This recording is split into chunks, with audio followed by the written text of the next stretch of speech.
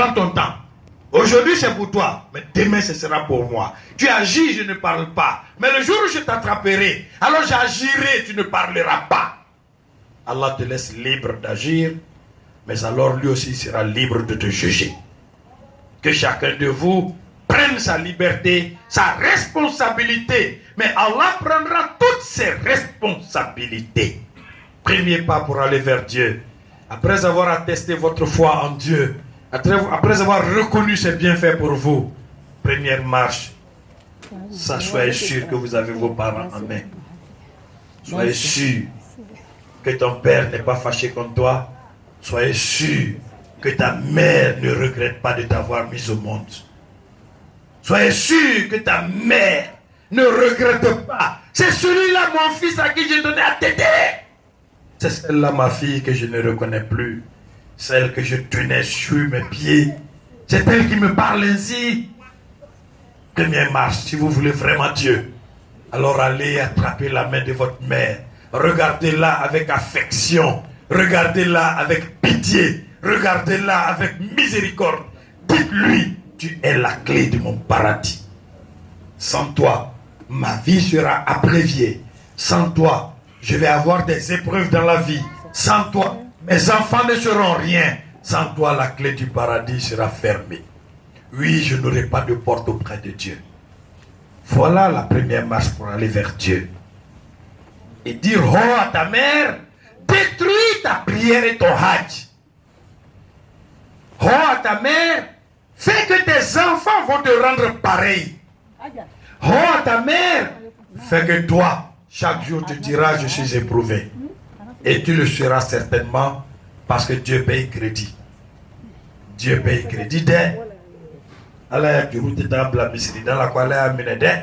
Aïreba miné en même temps. Deuxièmement, c'est ce que je vois autour de vous. Elle a dit des liens d'amitié, des liens de fraternité, des liens de sang, des liens de lait, une hiérarchie familiale.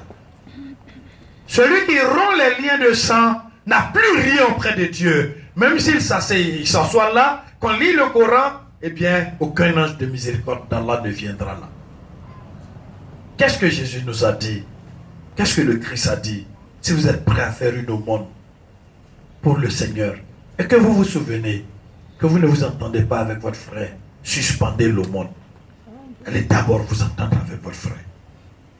Rien du contenu du monde ne doit séparer un frère de son frère. Rien. Il a brûlé tes 4, c'est 0. Ton frère est plus ancien. La fraternité est plus ancienne que ton fils. Ton fils est venu trouver que ton frère était ton frère. Il ne faut pas oublier que nous avons mangé le riz couché de maman avant d'être mariés. Il ne faut pas oublier que maman nous donnait du kabato avant que nous ayons des enfants. N'oubliez pas que nous étions auprès de nos pères et de nos mères sans savoir que nous aurons des enfants. L'enfant est nouveau dans la fraternité. Que le nouveau ne gâte pas l'ancien. Ton frère est plus cher que ta maison. Ton frère est plus cher que le carburant de ta voiture. Je vais mettre carburant 50 000 francs. Ton frère a besoin de 10 000 francs.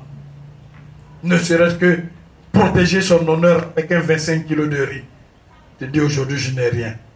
Mais tu peux mettre 50 000 francs dans ta voiture. Donc ta voiture est plus chère que moi. Oui, le vélo de Noël de ton enfant est plus cher que moi. C'est ça. Dans ce cas, enlevons cela à notre frère. Ne disons pas à notre frère, pourquoi tu n'as pas téléphoné avant de venir? Ne le laissons pas au salon pour dire à notre enfant ou à notre épouse, va lui dire que je me repose un peu. Ou bien va dire à mon frère que je ne suis pas là. Va dire à ma tante que je ne suis pas là. Va dire à mon oncle que je ne suis pas là. Le frère de mon père, la chair de ma mère. Je n'ai pas voulu l'accueillir avec empressement. Non, c'est que je ne crois pas en Dieu. Si tu connais Dieu réellement, il ne commence pas par les ablutions. Il ne commence pas par la prière. Il ne commence pas par le jeûne. Il ne commence pas par le hajj. Il ne commence pas par la zakat. Allah commence par al-iman, la foi. La foi transformatrice. La foi catalyseur.